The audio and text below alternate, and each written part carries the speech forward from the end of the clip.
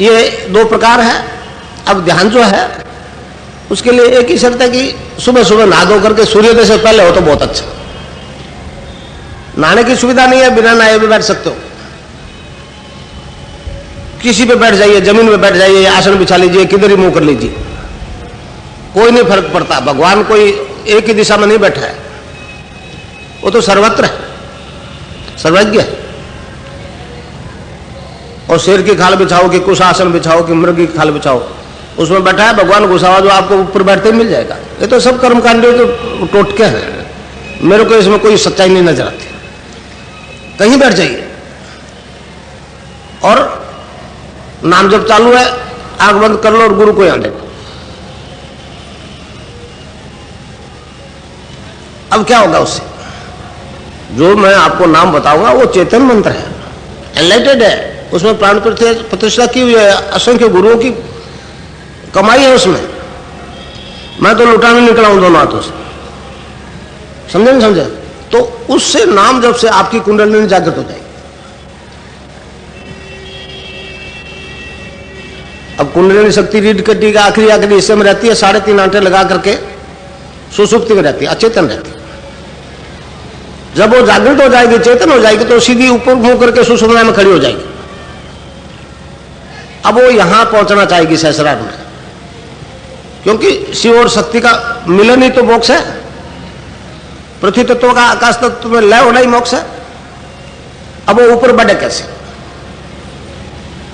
मैंने आपको पहले बताया कि ये भौतिक साइंस से भी करेक्ट साइंस है। भौतिक साइंस तो अब अधूरी है, ये एक पूर्ण साइंस है। अब जिस तरह से आप एक रॉकेट देखते हो, ऊपर जाता है, नीचे स्पार्क होता है, झटका लगता है तो ऊपर खसकता है, उसी प्रकार कुंडलिनी को भी ऊपर खसकाया जाएगा। तो योग में 5 प्रकार के वायु कहे हैं मोटे तौर से, प्राण, अपान, समान, उदान और व्यान। हर एक वायु का शरीर में अलग अलग हिस्सों में काम होता है, 500 का। अपान वायु जो है वो नाभि से नीचे के डिस्चार्जेस को शरीर से बाहर फेंकते हैं, गंदगी को बाहर फेंकते हैं। जब तक अपान वायु ऊपर नहीं उठेगा, कुंडलिनी नहीं उठेगी, क्योंकि रीढ़ कटी है आखिरी हिस्से में। तो योग में 3 प्रकार के बंध लगते हैं। जिस योग की बात मैं कर रहा हूं उसमें साइंस वालों के लिए बड़ी समस्या पैदा करती है। उसका संचालन कुंडलिनी स्वयं करती है। वह चेतन सत्ता मनुष्य का शरीर, मन, प्राण, बुद्धि अपने वश में कर लेती है और सारी योगी क्रियाएं स्वयं करवाती। साधक उसको रोक नहीं सकता, न कर सकता है। वो तो आंख बंद किए या गुरु को देख रहा है, दृष्टा भाव से देख रहा है क्या हो रहा है। जो मूवमेंट हो रहा है उसको रोक नहीं पाता। मैंने हजारों इंजीनियर, डॉक्टर्स को, विज्ञान के लोगों को मैंने कहा आप अगर सच्चाई जानना चाहते हो तो आओ, और सबको हो गया, लाखों को हो रहा है। तो ये पतंजलि योग में वर्णित योग है। भारतीय योग दर्शन त्रिविधि ताप शांत करने की बात करता है,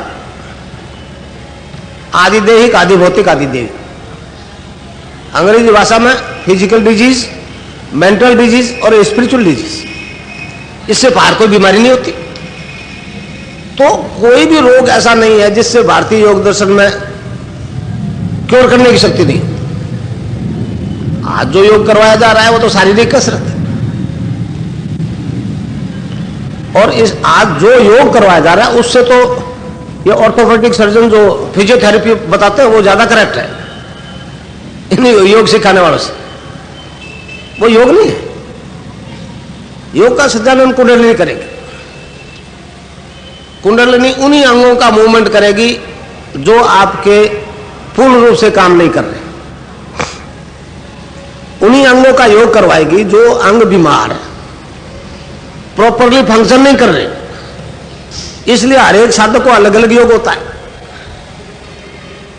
किसी कोई गड़बड़ है, किसी कोई गड़बड़ है, तो उस सिस्टम को, फिजिकल बीमारियों को ठीक करने के लिए कुंडलिनी योग करवाती है। और जब तक वो सिस्टम बिल्कुल स्वस्थ नहीं हो जाता है तब तक वो ऊपर नहीं बढ़ती। तो इस प्रकार आप ध्यान करोगे, ध्यान की स्थिति में योग होगा, चलते फिरते नहीं होगा। आपकी इच्छा के विपरीत कुछ काम नहीं। घबराने की जरूरत नहीं।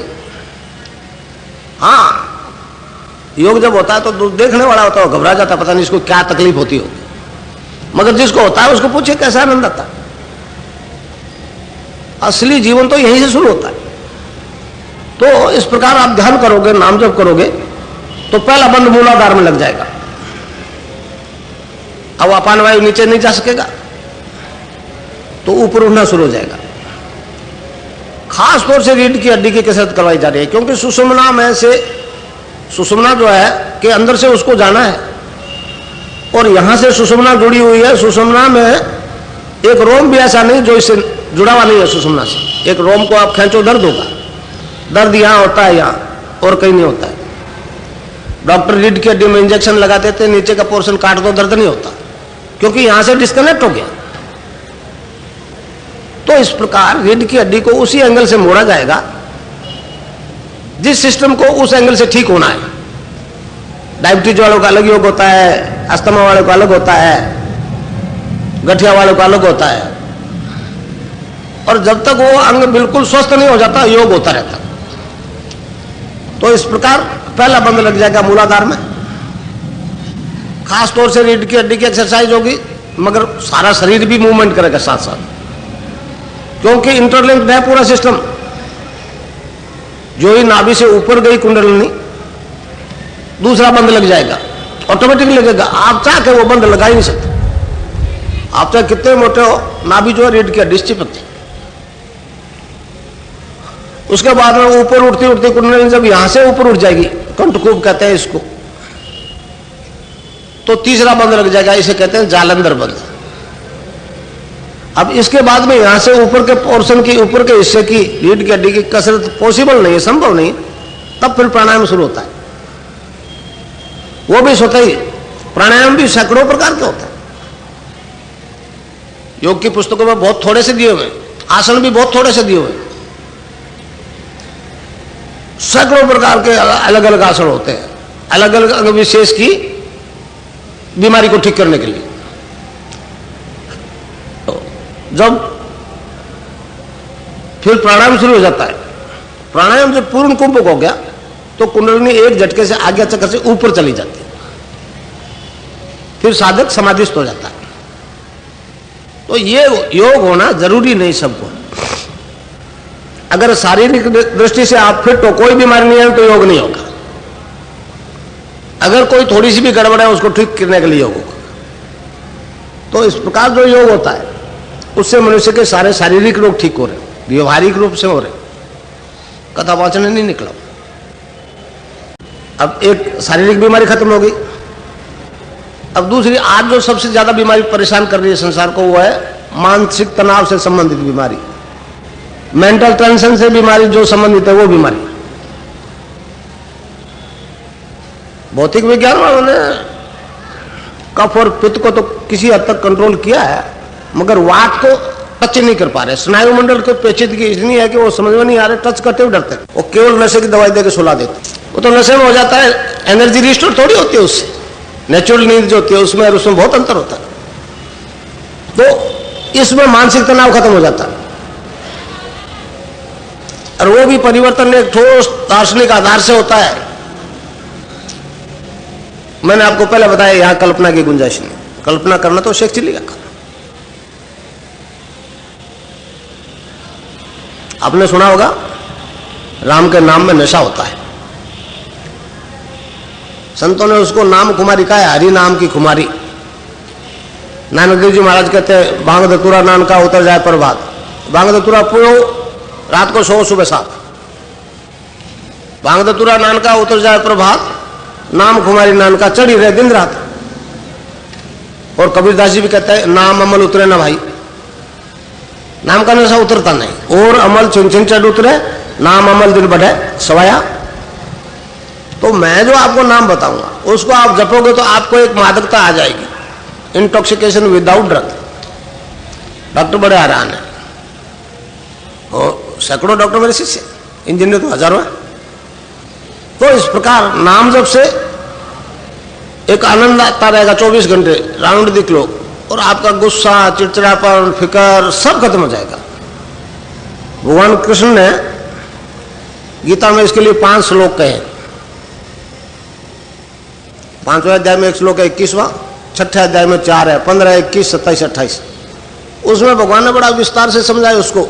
दिव्य आनंद कहा है, अक्षय आनंद कहा है, इंद्रियातीत आनंद कहा है, अद्वितीय आनंद कहा है। मगर जब तक ये आनंद आता नहीं ना, तब तक साधक जो है भौतिक सुख और आनंद में भेद नहीं कर पाता। भौतिक रूप से सुखी है, धन दौलत है, बेटे पोते, कार बंगलो, कहते जी आनंद में है, और उनमें से एक आइटम खसक जाए, आनंद बदल गया, आनंद खत्म हो गया। अब छोटे बच्चे जो बैठे हैं, छोटे छोटे, मेरी बात से कोई मतलब नहीं, इनको कोई आनंद नहीं आ रहा है, इनको और किसी बात में आनंद आता है। जो ये जवान हो जाएंगे, अभी जिसमें आनंद आ रहा है फिर उसमें नहीं आएगा, और बात में आनंद लग जाएगा। और जो 60% से ऊपर निकलेगी, किसी और बात में आनंद आएगा। तो वो आनंद नहीं है, वो तो इंद्रियों से अनुभव होने वाला सुख दुख है। आनंद तो इंद्रियातीत है। तो जब तक ये आपको नहीं आएगा, आपको पता नहीं लगेगा कि किसी इंद्रिय विशेष से अनुभव नहीं होने वाला आनंद इंद्रियातीत आनंद है क्या। तो इस प्रकार आप नाम जप करो तो उससे आपको एक आनंद आने लग जाएगा।